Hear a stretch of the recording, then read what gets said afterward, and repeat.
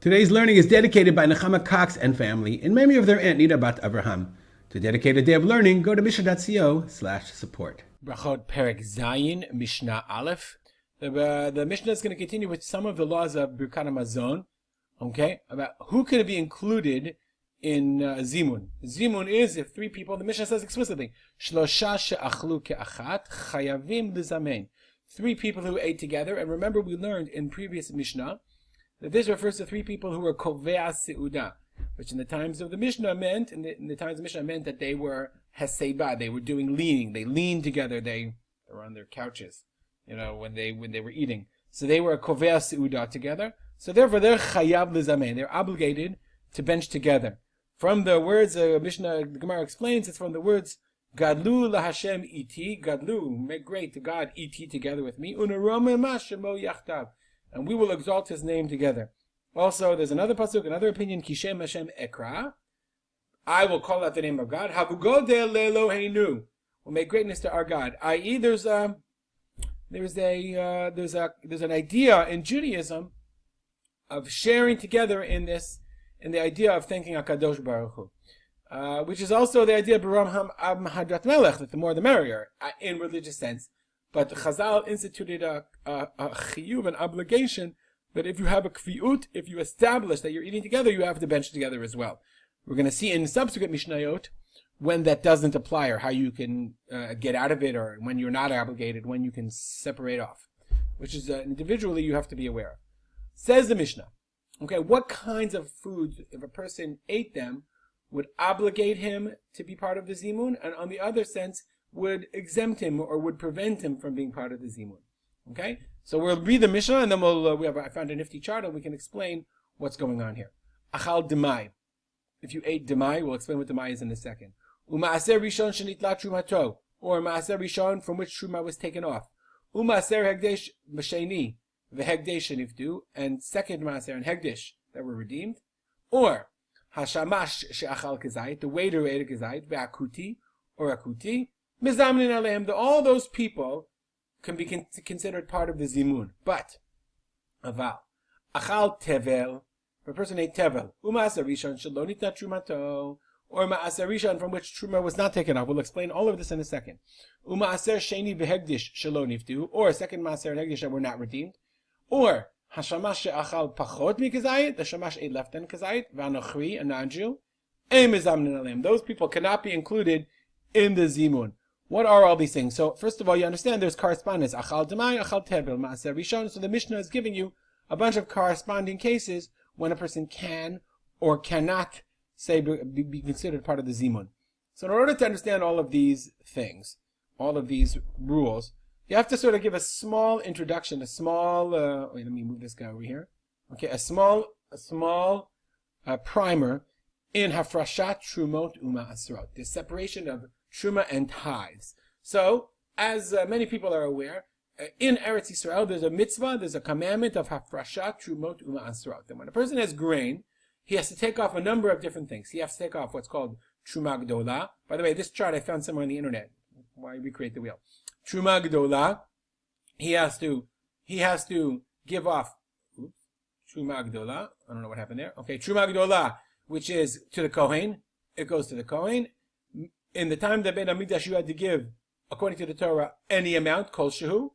And the Rabbanan said either a 40th, a 50th, or a 60th, that goes to the Kohen. After that, that gives to the Kohen. After that, you gave off Maaser Rishon.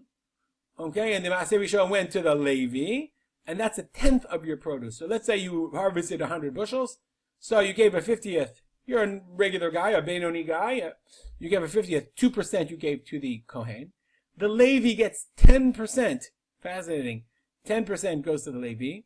Then what's called Trumat Maaser is the 10th of the Levi's Truma Maaser, 10th of the Levi's catch. He has to give to the Kohen. So in essence, you give 12%, 2 to the Kohen and 10 to the Levi. And the Levi gives 1% of what he got. Gives 10% of what he got, which is 1% of the total catch. He gives that to the Kohen. Now, it's very important to realize, very, very important to understand, that a person who eats truma, that's an isur kareh. That's a very, very serious isur. As opposed to the Levi, a person eats maaser, so truma has kedusha. Maaser is chulin. The Levi gets it. You have to give it to him, but it's not considered kadosh. The person who eats maaser, you stole it from the Levi, but it's not an isur karet. Okay?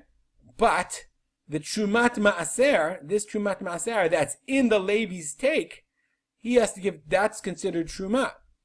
Okay? So, what happened was as follows. Way back in the times of the Mishnah, we're going to have a whole Masechet on this called Masechet demai. Way back in the times of the Mishnah, people had no problem giving the Kohen this 2%. The Kohen is kadosh, and the punishment is very serious. Unfortunately, though, people had a lot of problem giving to the Levi, so they didn't give to the Levi. Okay, and this chashash of not giving to the Levi, this suspicion, it was a problem, because then, if you really think that they didn't give to the Levi, then you're worried mostly about this trumat maaser, because that's an isur karet. So therefore, Chazal said that if you ate from an am haaretz, if a person bought produce from an am haaretz is not the way we understand it to be today. Today, am haaretz is an insult. You call somebody, you're an am haaretz, you're like a loser, you're not a religious person. So that's not a very good, nice way of talking to somebody. But back then, okay, am haaretz was the normal people, the regular people. So Chazal understood that the regular amei haaretz, normal people, many of them were nechshad. They were suspected that they would not take off ma'asrot. They thought that giving the Levi 10% was just too much. Okay? The minority of amei haaretz did not give ma'asrot. So therefore they instituted this thing called demai. Demai is produce brought from an am haaretz, and you have to separate, you have to take off ma'asrot, ma'aser, from a chashash. Okay? From the suspicion that they didn't take off their ma'asrot properly. It's called demai. From demai, what is it? We don't know what it is. Is it me'usar or not me'usar? Okay, we're worried about it. We're concerned.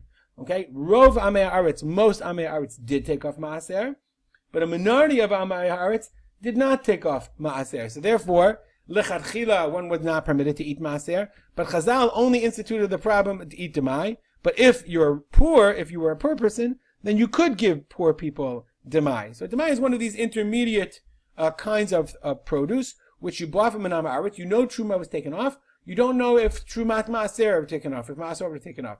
So if a person who ate demai, d'Rabbanan, he violated d'Rabbanan. He didn't violate d'Oraita. So therefore, he is considered part of the Zimun. Mezamin alehem. Okay? Maaser rishon, sheni la trumato. By the way, maaser rishon, sheni la trumato. That's perfect, right? You give the Levi maaser rishon, and he took off trumat maaser. So the Gemara says, of course. Why would you have to know that? So the Gemara explains, Maaser Rishon Shenilat Matro is talking about a very interesting case. The case is the following. A person is chayav in giving his produce to the Kohen and the Levi after what's called miruach hakri. Miruach means the smearing over, the smoothing over of the kri. The kri is when you brought it finally into your barn, into your storehouse, and then you would smear it down, you would smooth it over. That's considered when it's finally reached its storehouse, and you have to then give off truma to masra. What if the Levi came and was called higdimo b'shibalim? He said, no, I don't want to wait until it gets to the kri. I'm going out into the fields, and I'm going to take my maaser then. So then the halacha says that in that case, the Levi doesn't have to give trumat maaser, because he only has to give maaser when it came to be chayav. Okay, since he got his maaser b'shibalim, therefore he's not chayav, and that's considered maaser rishon shenitla trumato. That truma was taken off because he didn't have to take it. Maaser sheni v'hegdesh shenivdu. What's maaser sheni? So this is another interesting example of maaserot. After you were done taking off your truma and your maaser, then you have to take off. It depends on which year. In the first, second, fourth, and fifth years of Shemitah, you had to take off maaser sheni. Now this maaser sheni didn't go to anybody else. What you did was you designated another tenth of your produce. You had to take that produce and eat it in Yerushalayim. You had a kedusha, but you had to eat it in Yerushalayim. Okay, which is great, because whenever anybody went to be Oleh L'Regel, they had plenty of food. Problem is, what if it wouldn't last? What if it wouldn't, what if it wasn't edible? You couldn't keep your oranges all the time. So Chazal instituted, what you do with it is, you can be podeh. You can redeem that for produce, and then bring the money to Yerushalayim, and anything you buy with it, any food that you buy with it, is permitted. So if a person ate maaser sheni or hegdesh shenivdu, that were redeemed. Once you redeem the hegdesh, the hegdeshes I gave here, I would like to designate this bottle of Schweppes to the Beit HaMikdash. I'm not saying that, but in theory, this becomes hegdesh. So I'm not going to give this, the Beit HaMikdash has no use with my soda. So instead, I be poder, I redeem it and give that money. So if I'm eating, if I took bread or grain, I made a hegdish, but then I redeemed it. If I ate that, I can be part of the zimun. Shamash achal kezayit, or the waiter who ate a kezayit. Normally, the waiter is not considered part of the meal because he's not sitting with everyone. But if he's eating a kezayit, nonetheless, he can be considered part of a zimun. Kuti is an interesting case. Kutim were a kind of gerim. They converted. The kutim they were mentioned in the Navi in Melachim. Okay, so they were being eaten by lions. So they became deathly afraid, and they all converted. Okay, they were the predecessors of the Shomronim today. So the Gemara says they were Geirei Arayot. So they considered themselves devoted to HaKadosh Baruch Hu, but they also continued to worship idols. Very fascinating case. So the Gemara says the Kuti, they were considered Geirei Arayot, but the Gemara says something fascinating. The mitzvot that they did accept, they were more meticulous about them than the rest of the Jewish people. So the Kutim, they were considered sort of Jewish, sort of not Jewish. We've seen them before. So mizamnin aleihem, they can be considered part of the zimun. Aval, but if you ate tevel is produce before any trumot or maser were taken off. Somebody who eats tevel violated isur d'oraita. No way, it's not going to happen. They're not considered part of the zimun. Umaaser rishon shelo nidna trumato. If you took off maaser rishon, but the truma gedola was not taken off, therefore a person who eats it again is part of an isur karet. The Gemara again says that's obvious. So the Gemara explains here it's talking about a case where the Levi went into the storehouse and took maaser rishon before the Kohen could take his truma, which he's not allowed to do. And in that case, it's already chayav in truma, and he has to give truma and truma to maaser from what he took. Umaaser sheni v'hegdish shelo niftu, or maaser sheni and hegdish that you did not redeem on money to take the money to Yerushalayim. You're not allowed to eat it outside of Yerushalayim. Or hashamash she'achal pachot mikazayit, the shamash who ate less than a kazayit, v'hanachri, or a non-Jew, and mizamnin aleim. All of those people are not considered eligible to take part in a zimun. Okay, we'll stop here. I've already talked too long. As always, comments or questions, rspolter@gmail.com. Have a great day.